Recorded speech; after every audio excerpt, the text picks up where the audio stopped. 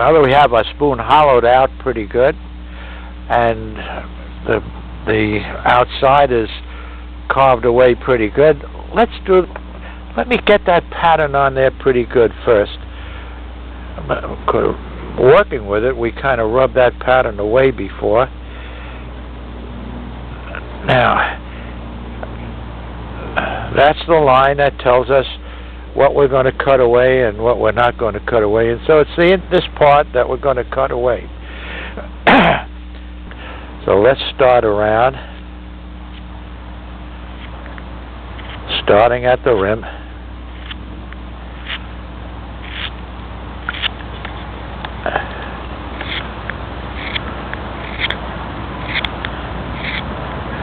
And I can't go up.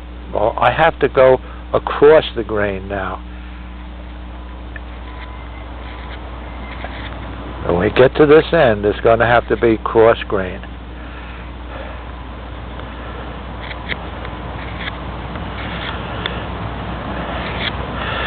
Let's go around there once again and get a groove cut in there.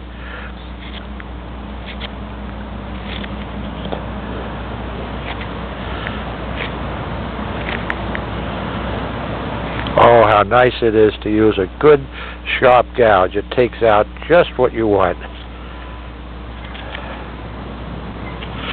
And you see it's starting to hollow out. It's still got a big lump in the middle, but we could take that out very easily. We're going to get to that in a minute. Here we're back to where we'd be cutting against the grain, unless we just cut across the grain.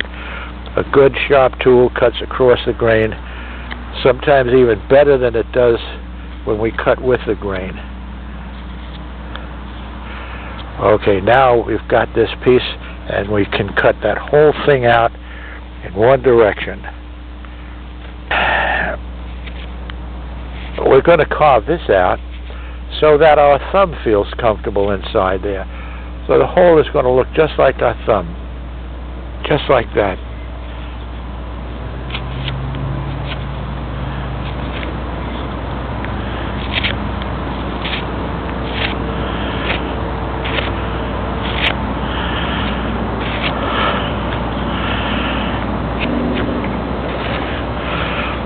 Oh, that feels pretty good. That's pretty good. We'll just clean up that cut, get all the ridges off. And you may want to sand the spoon when you get it done. Depends. Some people like to leave all of their tool marks in the wood. Others like to sand it smooth and make it pretty. And if you're going to sand it, I'm going to suggest to you that you don't sand it until you're sure you're done cutting. Because once you begin to sand it, and then you decide to cut more with your tool, the little pieces of abrasive from the sandpaper get stuck in the wood, and then the edge of your cutting tool starts to become damaged by this abrasive.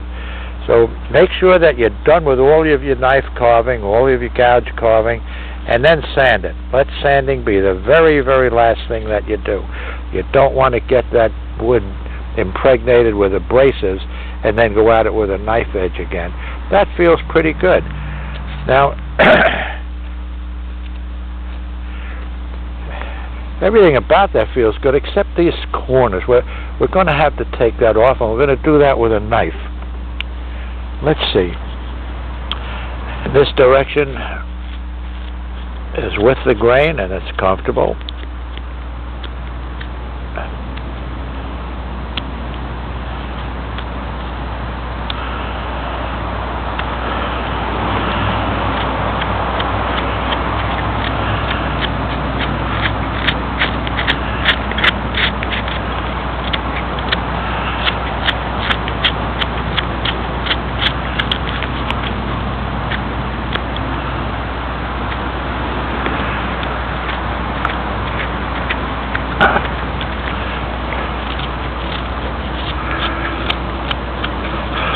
Top part, we have to go in the opposite direction, and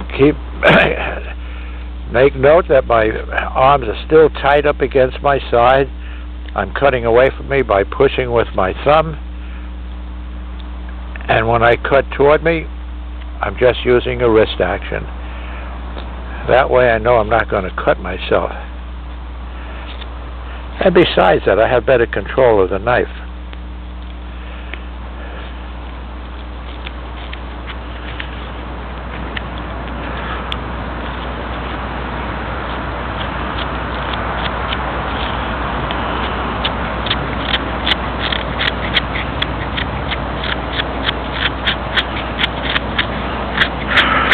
Remember to keep your knife sharp. When you feel that it's not behaving the way you want it to, the chances are it needs just a little more sharpening.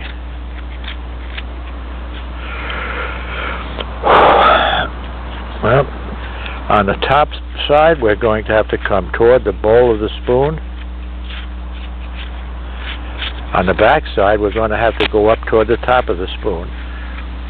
Just keep cutting with the grain as much as you can.